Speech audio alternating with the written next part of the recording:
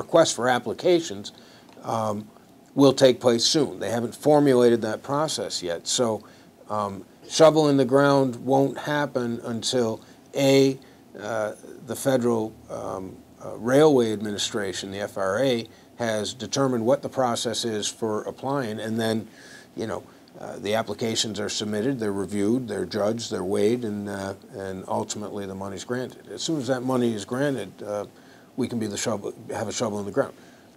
Estimate of time, at the earliest, 2 to 4 months from now. Lots of train sets would have to be purchased, and not only would I encourage a Buy American program for all of the parts and components, from the rails to the actual locomotives. But I would encourage one of the companies to set up shop in New York State. There are several major railroad parts manufacturers here and cars. But if we're going to invest this amount of money, I'd like to see them set up shop here in New York State.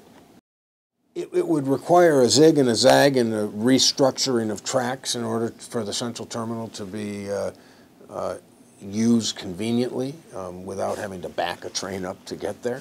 But the central terminal should be on the table, and you know, I refer to the Amtrak station on Exchange Street as an outhouse. It's an embarrassment of a train station for downtown Buffalo, and I've been pushing for a multimodal facility for years. Niagara Falls is developing a new downtown train station in anticipation for this project.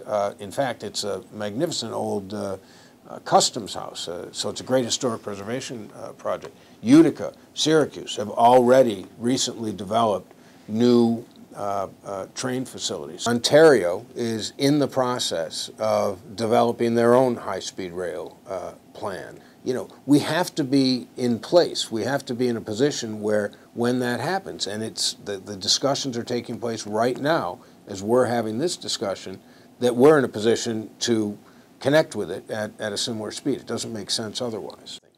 To everybody who's listening, $5 billion, yes, is a ton of money. But look at what we're doing in terms of bailing out just one company, AIG. We have forever subsidized the auto industry, forever subsidized the highways that are built throughout America, the airline industry.